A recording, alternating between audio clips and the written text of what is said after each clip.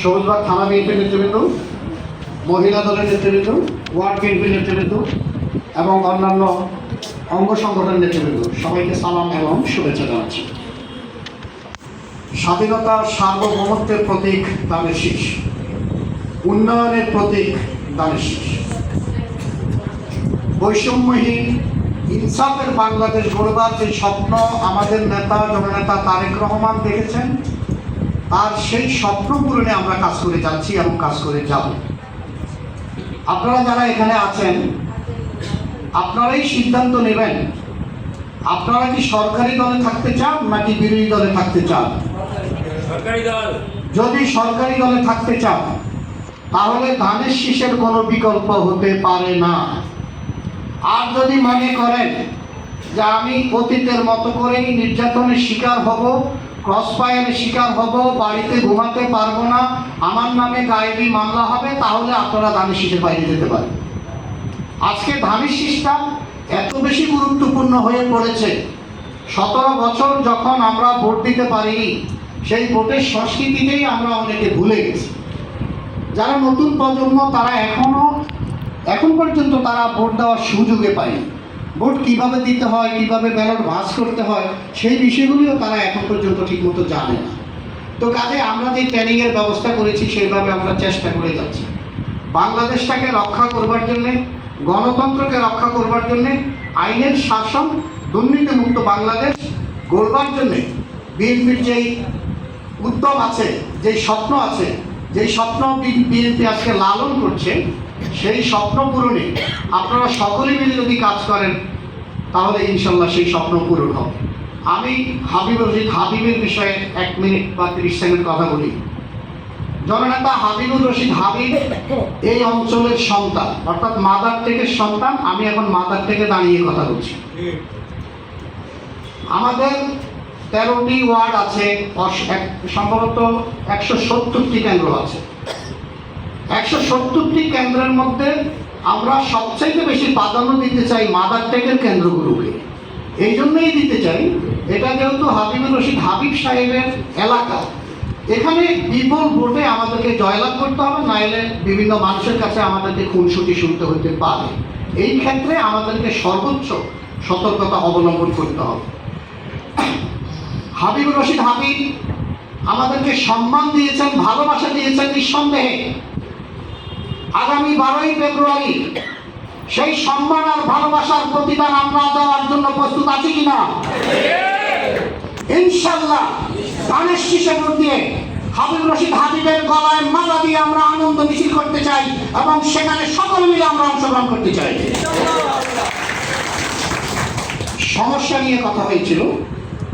আমি যারা কেন্দ্র প্রধান আছেন তাদের বক্তব্যগুলো সবগুলোই আমার রেকর্ডে আছে, নামগুলো আমি লিখেছি। আমার কাছে মনে হয়েছে সবচেয়ে বেশি সমস্যা যেটা, সেটা হলো হোল্ডিংগুলো এলোমেলো।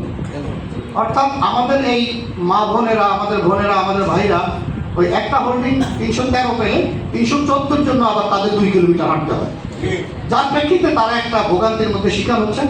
অনেক সময় দেখা যায় 313 পরে 314 আর তার খোঁজা হয়নি, সে তো চলে গেছে, 316 পেয়েছে, ওই 316তেই সে স্লিপ দিয়ে আসছে এবং যারা ভোটার আছে তাদের সাথে কথা বলে আসছে। আরেকটা বিষয় উঠে আসছে, সেটা বাসাবদ্ধ পেয়েছি, সেটা হলো যে একজন ভোটারের কাছে আপনারা 6 বার 7 বার গিয়েছেন, এতে করে সে বিরক্ত হচ্ছে। এই জিনিসগুলো আমাদের খেয়াল রাখতে হবে।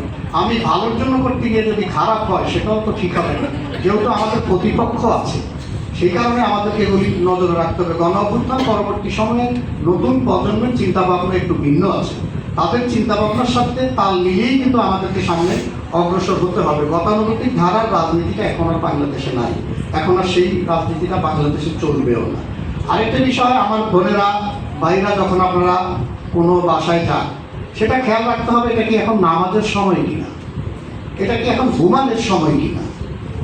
এই জিনিসগুলো একটু মাথায় রাখলে, অর্থাৎ যদি আমরা একটু সচেতন হই, তাহলে সাধারণ মানুষগুলো আমাদের প্রতি একটু সম্মান পাবে যে অন্তত ধানের শীষের কর্মীরা দিল্লি নিজের এবং তারা সচেতন এবং তারা শিক্ষিত, তারা সময় হিসাব করেই আমাদের কাছে আসে।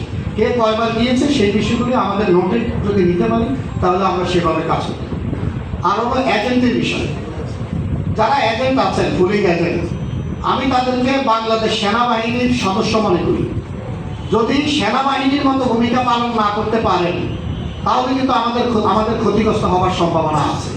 এখন এজেন্টদের কি কি কাজ আছে, I am not an expert, কিন্তু সেখানে আমরা এই হাউজেই কিন্তু আমরা একটা ট্রেনিং দিয়েছিলাম কিভাবে আপনারা কিভাবে করবেন, কিভাবে থাকবেন, সেগুলো কিভাবে আছে। যেমন জামা কাপড়গুলো আগের দিন রাতে রেডি করে রাখার কথা বলা হয়েছে, সকালে যাতে উঠে বোঝাবুঝি না লাগে, এটা একটা পয়েন্ট। এরকম শত পয়েন্ট আছে, আমি সেই বিষয়ে আলোচনা করব। তো এখানে যারা আছেন আমার মনে হয় আপনারা সেই একটা ট্রেনিং, আপনারা সেখানে একটা প্রশিক্ষণ পেয়েছেন এবং আপনারা সেইভাবে যদি কাজ করেন তাহলে আমাদের আর কোনো সমস্যা হওয়ার কথা নয়। কেন্দ্র কমিটির যারা আহ্বায়ক আছেন আপনাদের প্রতি আমার বিনয়ের সাথে অনুরোধ আছে, কেন্দ্র কমিটির আহ্বায়ক মানে এটা তো এক সদস্যের কমিটি না, এখানে তো আরও অনেক সদস্য আছে, তারাও তো কাজ করছে। তো তাদের সাথে যদি আপনি কমিউনিকেট গ্যাপ করেন তাহলে কিন্তু একটা সংকট হচ্ছে। আপনাকে অবশ্যই তাদের সাথে সার্বক্ষণিক যোগাযোগ রাখতে হবে। আপনি এখানে অনেক বড় নেতা এটা মনে করার কোনো কারণ নেই, আমি বড় নেতা এটা মনে করার কারণ নেই, আমরা সবাই কর্মী। হাবিবুর রশিদ হাবিব যদি জয়লাভ করে তাইলে কিন্তু আমরা নেতা।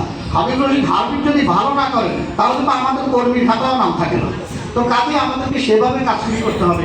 যারা কেন্দ্রের আহ্বায়ক আছেন দয়া করে আপনার কমিটির কে কোথায় আছে, কিভাবে আছে, তার সুযোগ কি, তার সুবিধা কি, তার অর্থনৈতিক প্রবলেম কি, তার অসুস্থতা কি, এইসব বিষয়গুলি যদি আপনি মনিটর করেন তাহলে তার মধ্যে একটা ভালো আগ্রহ তৈরি হবে যে আমার নেতারা বা আমার যারা উপরে আছে তারা তো আমার সাথে যোগাযোগটা রক্ষা করছে, আমি কাজ করার জন্য আরও বেশি উৎসাহী হব।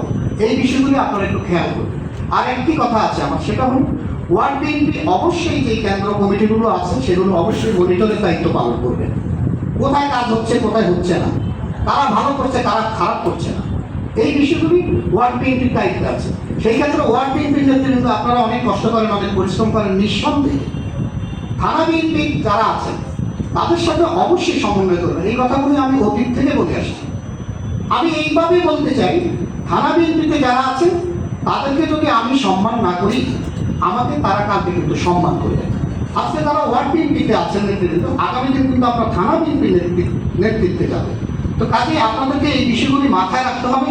থানা বিএনপির আহ্বায়ক, সদস্য সচিব এবং যারা সমন্বয়ক আছে বিভিন্ন ওয়ার্ডে তাদের প্রতি যোগাযোগ রক্ষা করবেন, তাদের সাথে সমন্বয় করে তাদের সহযোগিতা নিয়ে যদি কাজগুলি এগিয়ে নিতে পারেন এতে দল যেরকম উপকৃত হয় তেমনি আমরা ব্যক্তিগতভাবে উপকৃত হই।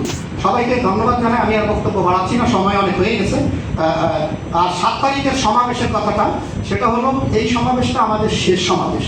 এই সমাবেশটা হলো সবুজবাগ, অর্থাৎ সবুজবাগ মানেই হাবিব রশিদ হাবিবের এলাকা, তার থানা।